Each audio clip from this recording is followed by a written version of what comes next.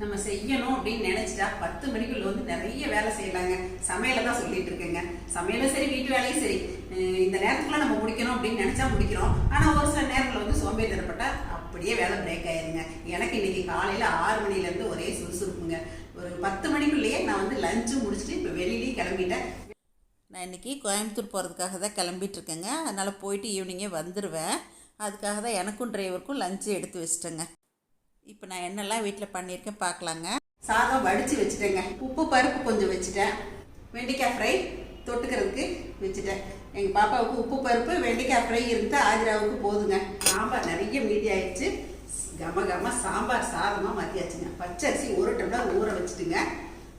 கொஞ்சம் கடலைப்பருப்பு, உளுத்தம்பருப்பு, பெருங்காயம், கொப்பரை தேங்காய், வர கொத்தமல்லி, கொஞ்சம் சீரகம், வரமிளகாய், கொஞ்சம் கருவேப்பிலை, இதெல்லாம் சேர்த்து நல்லா வறுத்துட்டு நம்ம வறுத்ததை அரைச்சிக்கணும். அரைச்சிக்கிட்டு அதுக்கப்புறமா ஒரு குக்கரில் போட்டு கொஞ்சமாக நெய் விட்டு, 1 ஸ்பூன் நெய் விட்டு நம்ம அரைச்ச தூளை போட்டு வதக்கிட்டு, முந்தின நாள் சாம்பார் 1 கப்பு நிறைய இருந்துச்சுங்க. அந்த சாம்பாரை கூட ஊற்றுனேன்.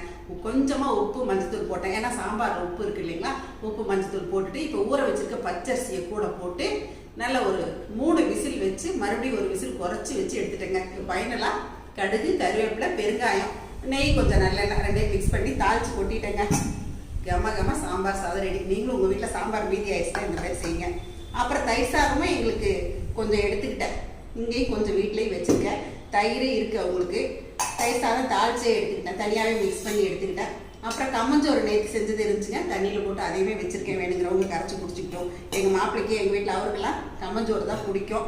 அப்புறம் சாம்பார் சாதத்துக்கு வடகம் இல்லாமலாங்க. வடகம் இருந்துச்சுன்னா போதும். சாம்பார் சாதத்துக்கு வேறு எதுவுமே வேண்டாம். பேக்கிங் எல்லாமே போட்டு வச்சுருக்கேன். எங்கே போனாலும் நம்ம கடமையிலேருந்து தவறக்கூடாது இல்லைங்களா. இந்த மாதிரி வீட்டில் இருக்கவங்களுக்கு எல்லாமே ரெடி பண்ணி எடுத்து வச்சுட்டேங்க. அப்புறம் எனக்கும் டிரைவருக்குமா சாப்பாடு. சாம்பார் சாதம் இருக்குது, இதில் வடகம் இருக்குது, இதில் ஊறுகாய் இருக்குது, கரண்டியெல்லாம் ரெடியாக எடுத்து வச்சுக்கிட்டேன். தண்ணியும் வச்சுருக்கேங்க. அப்புறம் சாப்பிட்டுட்டு அப்படியே டிஸ்போஸ் பண்ணுறதுக்காக பாக்கு மட்டும் தட்டு கூட தயிர் சாதம்.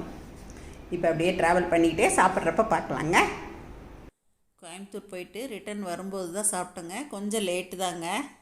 நல்லா கம சாம்பார் சாதம் நெய் வாசத்தோட அந்த சூடு குறையாமல் அப்படியே இருக்குங்க. நாங்கள் சாப்பிட்றப்ப மணி 3 ஆயிடுச்சு. நல்ல குழகுழப்பாக இருக்குது பாருங்கள். இது வந்து பழைய சாம்பாரில் செஞ்ச சாம்பார் சாதம் அப்படின்னு சொன்னால் யாருமே நம்ப மாட்டாங்க.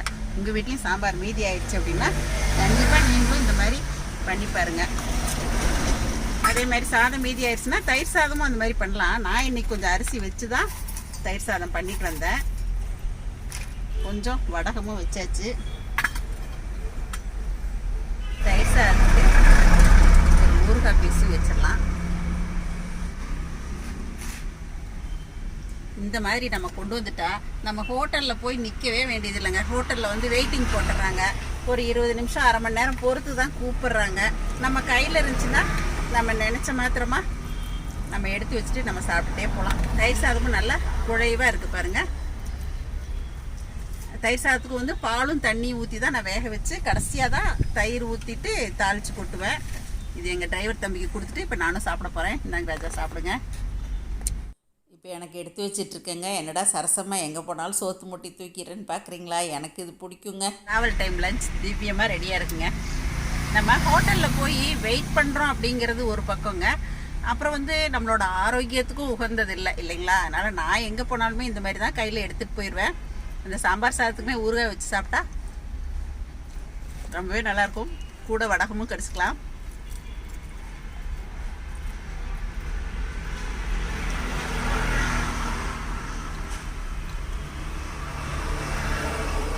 தயிர் சாதமும் சூப்பராக இருக்குங்க. அதுக்காக நான் ஹோட்டல்லையே சாப்பிட மாட்டேன்லாம் சொல்லலைங்க. எப்போயாவது தவிர்க்க முடியலன்னா சாப்பிடுவேன். முடிஞ்ச வரைக்கும் நான் வீட்லேயே ஃபுட்டு ரெடி பண்ணி எடுத்துகிட்டு போவேங்க. நீங்கள் எத்தனை பேர் இந்த மாதிரி எல்லாம் ட்ராவல் போகும்போது லஞ்சோ பிரேக்ஃபாஸ்ட்டோ ரெடி பண்ணி எடுத்துகிட்டு போவீங்க? கமெண்ட்டில் சொல்லுங்கள். நான் எப்பயுமே இந்த மாதிரி தாங்க. மறுபடியும் ஒரு வீடியோவில் சந்திப்போம். பாய்.